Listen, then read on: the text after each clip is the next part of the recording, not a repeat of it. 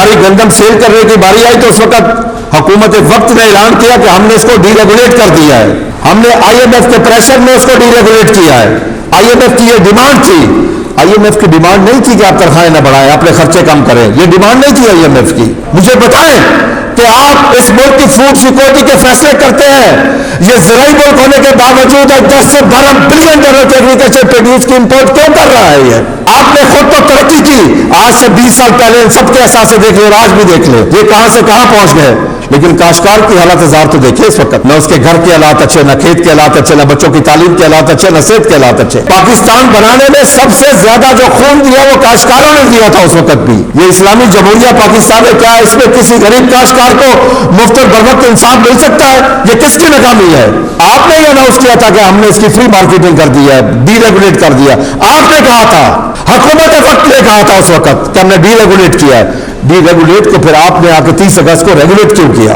हम यूरिया का बैग खरीदें तो 4,300 रुपए का इंडियन काश्तकार पाकिस्तानी रुपीज में 884 रुपए आज का रेट है उसका, पाकिस्तानी रुपीज में।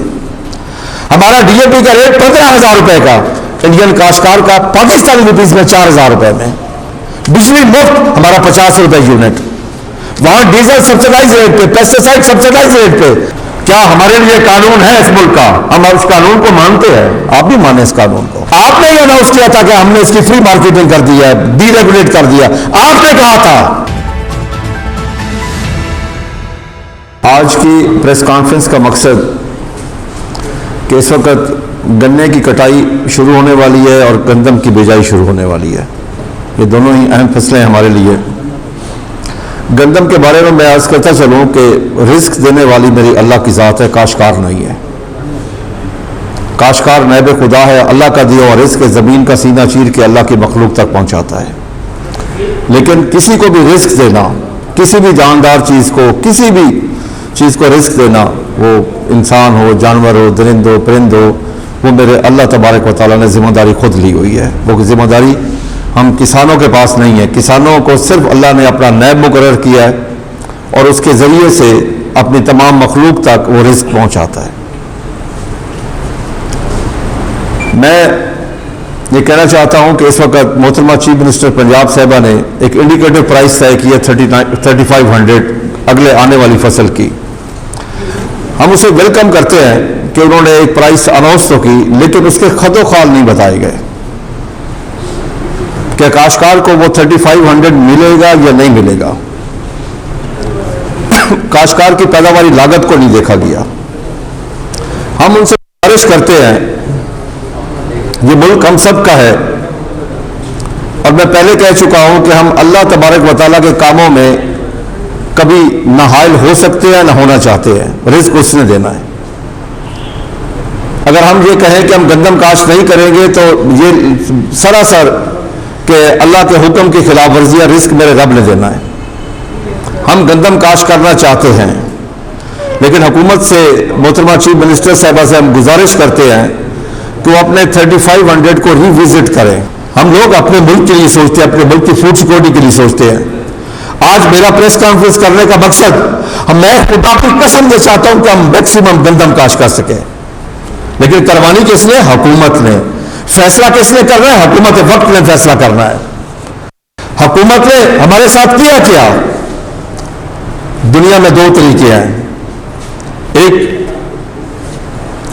आप उसको कंट्रोल करते हैं, रेगुलेट करते हैं, एक डीरेगुलेट होता है। जब हमारी गंदम सेल करने की बारी आई तो उस वक्त हुकूमत वक्त ने ऐलान किया कि हमने इसको डीरेगुलेट कर दिया है। हमने आईएमएफ के प्रेशर में उसको डीरेगुलेट किया है। आईएमएफ की ये डिमांड थी। आईएमएफ की डिमांड नहीं थी कि आप तनख्वाहें न बढ़ाएं, अपने खर्चे कम करें। ये डिमांड नहीं थी आईएमएफ की। आईएमएफ ने ये डिमांड नहीं की कि 600 गुना अपनी तनख्वाहें न बढ़ाएं। 600 गुना। जो पीछे लोग कौन है? वो अरबपति है लोग सारे, जिनकी तनख्वाहें 600%। शर्म की बात है ये, इंतहाई शर्म की बात है ये कि अरबपति लोगों की तनख्वाहें 600% बढ़ाई जा रही हैं। जिन्होंने इस मुल्क के लिए क्या किया? मुझे बताएं कि आप इस मुल्क की फूड सिक्योरिटी के फैसले करते हैं। ये ज़राई मुल्क होने के बावजूद 10 से 12 बिलियन डॉलर के एग्रीकल्चर प्रोड्यूस की इंपोर्ट क्यों कर रहा है? ये क्या आप जिम्मेदारी लेते हैं कि आप लोगों की पॉलिसियां गलत थी, आपके फैसले गलत थे? आपने खुद तो तरक्की की, आज से 20 साल पहले इन सबके एहसास से देख ले और आज भी देख ले, ये कहां से कहां पहुंच गए। लेकिन काश्तकार की हालत हजार तो देखिए इस वक्त, न उसके घर के हालात अच्छे, न खेत के हालात अच्छे, न बच्चों की तालीम के हालात अच्छे, न सेहत के हालात अच्छे, न उसके खाने पीने के हालात अच्छे, न उसका रहना सहना बेहतर। उसे तो 3rd ग्रेड का शहरी आपने बना के रख दिया है। अपने लिए तो आप सब कुछ करने के लिए तैयार हैं, अपने लिए, अपने बच्चों के लिए। तो आपके तो बच्चे पढ़ते ही बाहर है, आपका तो इलाज भी बाहर होता है। मेरे काश्तकार का इलाज भी यही है, तालीम भी यही है, सेहत भी यही है, हर चीज पाकिस्तान में है।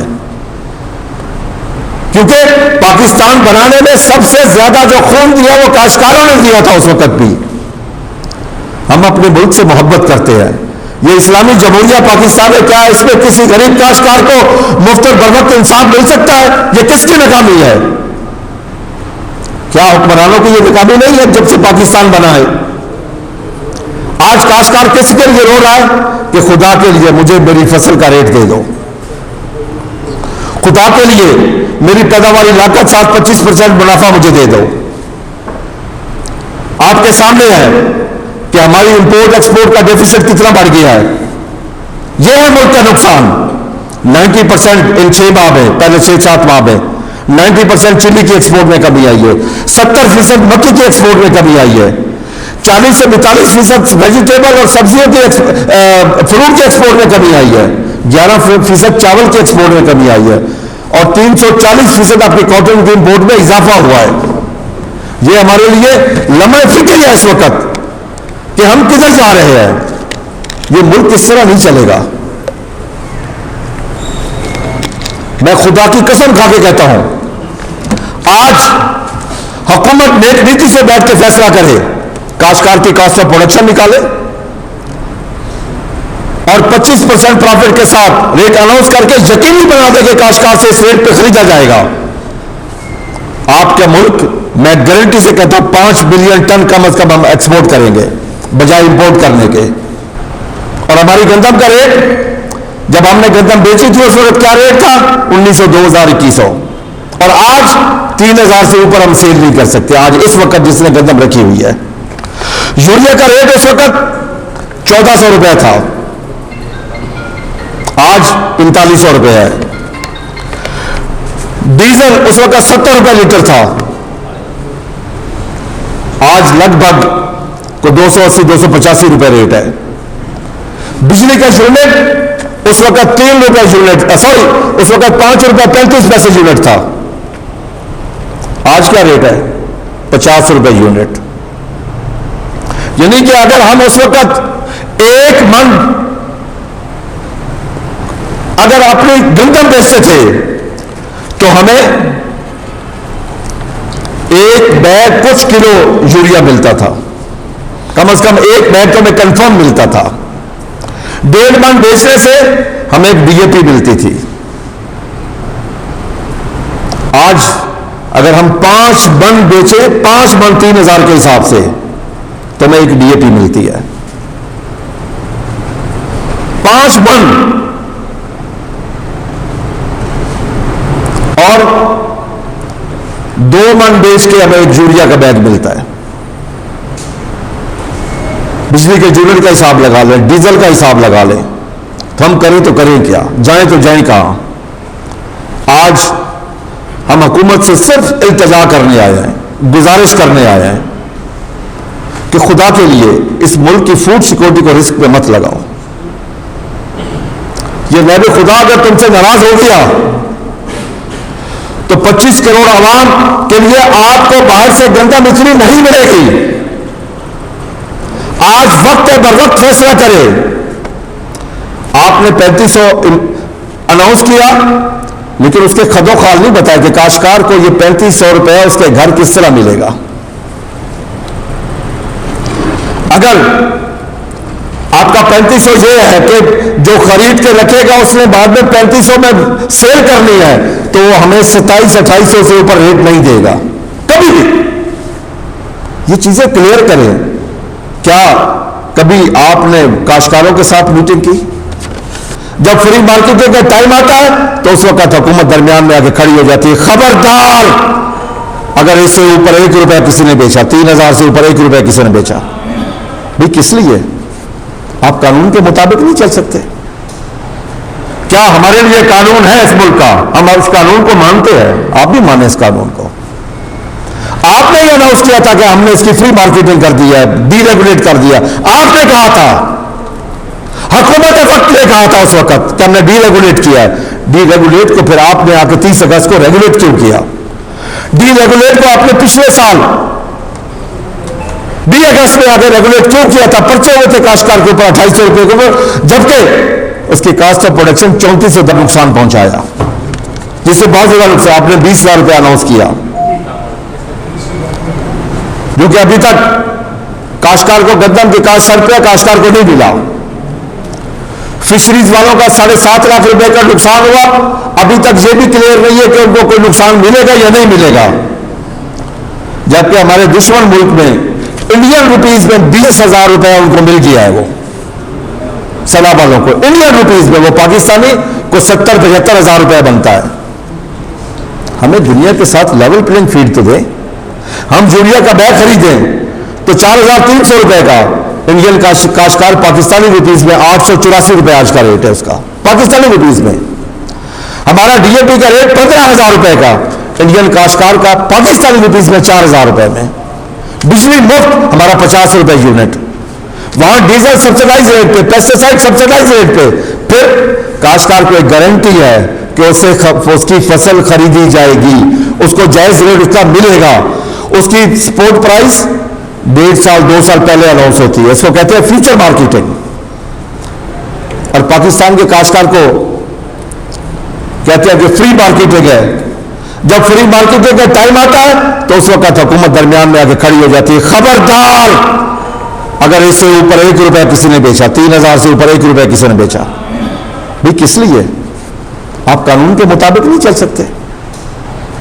क्या हमारे लिए कानून है इस मुल्क का? हम उस कानून को मानते हैं, आप भी माने इस कानून को। आपने ये अनाउंस किया था कि हमने इसकी फ्री मार्केटिंग कर दी है, डीरेगुलेट कर दिया। आपने कहा था, हुकूमत वक्त ने कहा था उस वक्त कि हमने डीरेगुलेट किया है। डीरेगुलेट को फिर आपने आके 30 अगस्त को रेगुलेट क्यों किया? डीरेगुलेट को आपने पिछले साल 20 अगस्त में आके रेगुलेट क्यों किया था? पर्चे हुए थे काश्तकार के ऊपर 250 रुपए के ऊपर, जबकि उसकी कास्ट ऑफ प्रोडक्शन 3410 रुपए एग्रीकल्चर डिपार्टमेंट ने निकाली थी। एक बात आती है कि आम आदमी के ऊपर गंदम महंगी तो बोझ पड़ता है, आम आदमी के ऊपर। मैं खुद चाहता हूं कि आम जो शहरी है उसको गंदम सस्ती मिले, आटा उसको सस्ता मिले। वो हुकूमत का फर्ज है, हुकूमत टैक्स लेती है, हुकूमत से सब्सिडी दे। लेकिन हुकूमत ये नहीं सोचती कि एक शख्स शहर में रहने वाला 10 किलो वो आटा इस्तेमाल करता है महीने का। एक शख्स, आप चेक कर लें, मैक्सिमम 10 किलो इस्तेमाल करता है वो। अगर 10 किलो में उसका रेट फिर मन पीछे 400 बढ़ते तो 100 रुपया मन उसे इंपैक्ट पड़ता है 1 माह का।